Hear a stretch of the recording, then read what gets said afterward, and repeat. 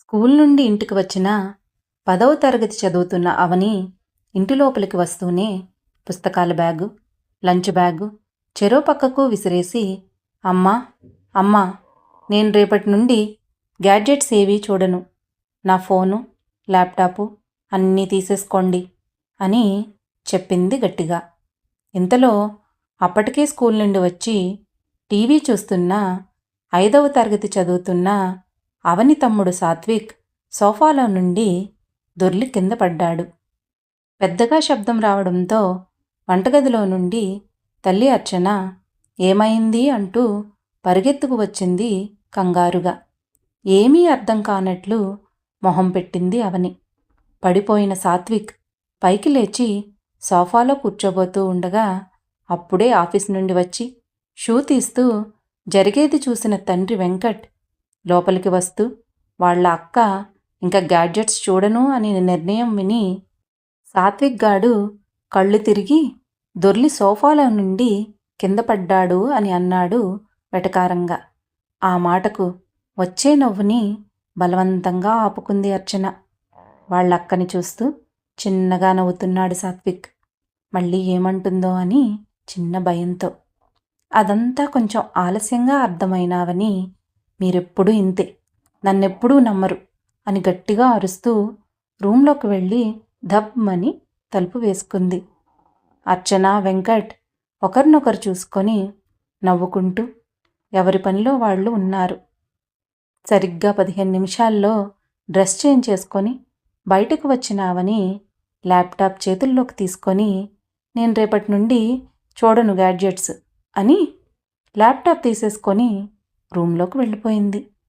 వెంకట్, అర్చన, సాత్విక్ ఒకరి మొహం ఒకరు చూసుకొని తెలిసిందే కదా అని అనుకుంటూ ఎవరి పనుల్లో వాళ్ళు మునిగిపోయారు. వెంకట్ హైదరాబాద్లో ఒక సాఫ్ట్వేర్ కంపెనీలో సాఫ్ట్వేర్ ఇంజనీర్గా పనిచేస్తున్నాడు. అతని భార్య అర్చన మంచి ఉద్యోగం చేస్తూ పిల్లల కోసం తన కెరియర్ని వదులుకుంది. వాళ్ల పిల్లలు అవని, సాత్విక్. అవని 10వ తరగతి, సాత్విక్ 5వ తరగతి ఒక పెద్ద కార్పొరేట్ స్కూల్లో చదువుతున్నారు. కరోనా టైంలో ఆన్లైన్ క్లాసుల కోసమని ఫోన్లైతే చిన్న స్క్రీన్లు కళ్ళకి మరింత సమస్య అవుతుందని ఒకరికి ల్యాప్టాప్, ఇంకొకరికి ట్యాబు క్లాసుల కోసం కొని ఇవ్వాల్సి వచ్చింది. దానితో మొదలయ్యి కరోనా అయ్యి స్కూల్స్కి వెళ్ళాక కూడా ప్రాజెక్ట్స్ కోసమని, కొన్ని యాప్స్లో ఉండే ఆన్లైన్ల క్లాసుల కోసమని ఏదో ఒక వంకతో గ్యాడ్జెట్లు చూస్తూ సోషల్ మీడియాకి బాగా అలవాటు పడ్డారు. తీసుకుంటే పెద్ద గొడవ పెట్టే స్టేజ్కి వచ్చారు పిల్లలు. ఏమైనా అంటే గూగుల్లో అన్నీ చూడడం, మా రైట్స్ అంటూ మాట్లాడడం, ఎదిరించడం లాంటివి చాలా మామూలు విషయాలుగా మారిపోయాయి. దీనికి తోడు అవని టీనేజ్లో ఉండడం. మిగతా పిల్లలందరికీ ఫోన్లున్నాయి, నాకే లేదు. మిగతా పిల్లల తల్లిదండ్రులు అంతా విశాల మనస్తత్వం ఉన్నవారు, మంచివాళ్ళు, మీరే ఇలా ఉన్నారు అంటూ గొడవ పెట్టి ఫోన్ కొనిపించుకుంది. ఇలా ఒకదానికి ఒకటి ఫోను మరియు ల్యాప్టాపు తీసుకొని ఎంతసేపు ఏదో ఒక సోషల్ మీడియాలో బిజీగా ఎప్పుడూ రూంలోనే ఉండేది. తల్లిదండ్రులు, తమ్ముడు ఎవ్వరితో సరిగ్గా మాట్లాడేది కాదు.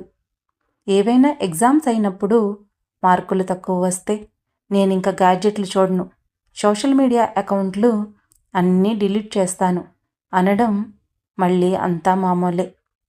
వెంకట్ ఎక్కువగా ఇంటిలో నుండి పనిచేయడంతో ఇంటర్నెట్ తీసేయాలంటే కుదిరేది కాదు.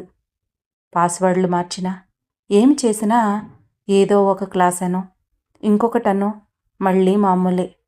ఇలా అర్చన, వెంకట్ ఎంత ప్రయత్నించినా లాభం లేకపోయింది. 10వ తరగతి పరీక్షలు దగ్గర పడడంతో వాళ్లలో భయం మరింత పెరిగింది. అర్చన తల్లిదండ్రులు ఒక 10 రోజులు ఉండడానికి అర్చన ఇంటికి వచ్చారు. వాళ్ళు పిల్లలు స్కూల్స్ నుండి వచ్చి క్లాసులని, ప్రాజెక్టులని, తర్వాత ఇన్స్టా, యూట్యూబ్ లాంటి సోషల్ మీడియాలతో గ్యాజెట్లలో మునిగిపోయి ఉండడం, వాళ్లతో గడపకపోవడంతో వాళ్ళు చాలా నొచ్చుకున్నారు.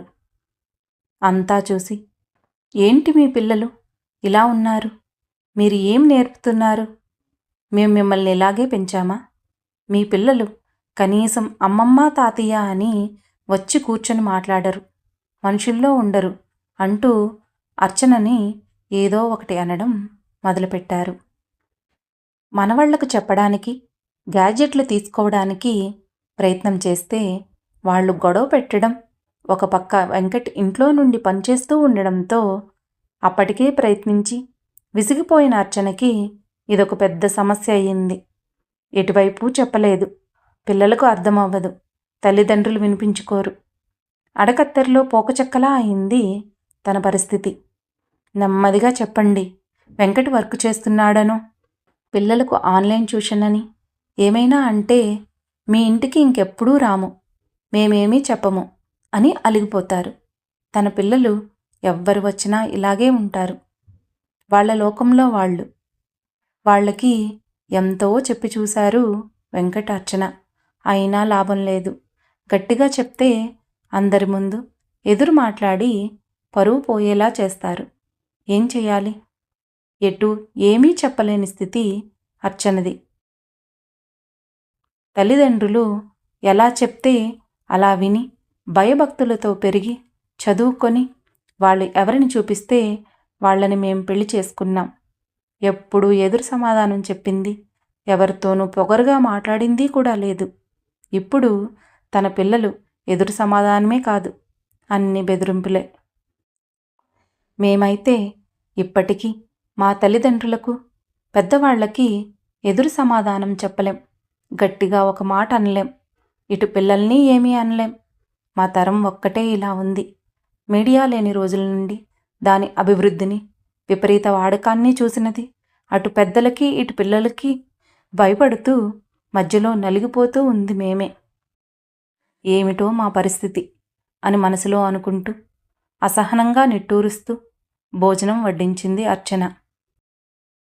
అర్చన తల్లిదండ్రులు ఊరికి వెళ్ళిన తర్వాత అర్చన, వెంకట్ జరిగిన దాని గురించి మాట్లాడుకుంటూ, మన పిల్లలు ఎవరైనా ఇంటికి వచ్చినా వాళ్లతో కూడా సరిగ్గా మాట్లాడడం లేదు, ఆటలాడకుండా రూములోనే ఉండిపోవడం, శారీరక శ్రమ లేక చిన్న వయసులోనే వెయిట్ పెరిగిపోతున్నారు, వాళ్ళకి నలుగురిలో తిరగడం, ఎవరితో ఎక్కడ ఎలా ఉండాలి, మాట్లాడాలి, మన సంప్రదాయాలు ఏమిటి అని బొత్తిగా తెలియడం లేదు. ఆహారం నుండి బట్టల వరకు పాశ్చాత్య శైలి తప్ప వాళ్ళకి మన అలవాట్లు, మన ఆహారం యొక్క ప్రాముఖ్యత తెలియడం లేదు. మనతో వాళ్ళు ఎంత మాట్లాడుతున్నారు, షేర్ చేసుకుంటున్నారు అనేది చెప్పనే అక్కర్లేదు. దీనికి ఏదో ఒక పరిష్కారం వెతకాలి అని అనుకున్నారు. అవని, సాత్విక్కి బయట ట్యూషన్ పెట్టించారు. బ్యాడ్మింటన్, శాస్త్రీయ నృత్య క్లాసుల్లో జాయిన్ చేశారు. వెంకట్ ఇంటి నుండి పనిచేయడం తగ్గించాడు. వాళ్ళు గ్యాడ్జెట్లు చూసే సమయంలో బయటకు తీసుకువెళ్ళడం, వాళ్లతో మాట్లాడడం, సెలవులకు ఊర్లు, చుట్టాల దగ్గరికి, ఫంక్షన్లకి తీసుకువెళ్ళడం వంటివి చేయడంతో వాళ్ళ గ్యాడ్జెట్లు వాడే సమయం క్రమేపీ తగ్గింది. బయటి ప్రపంచం, పద్ధతులు, విలువల గురించి నెమ్మదిగా తెలుసుకోవడం మొదలుపెట్టారు. నాగరికపు ప్రపంచంలో టెక్నాలజీ గురించి నేర్చుకోవడం, ఉపయోగించడం, కాలంతో పాటు అభివృద్ధి చెందడం అనేవి చాలా అవసరం. కానీ వాటితో పాటు పిల్లలకు విలువలు, పద్ధతులు నేర్పడం, మన సంస్కృతి, సాంప్రదాయాలను వారికి తెలిపి వాటిని కాపాడడం అంతకంటే ముఖ్యం.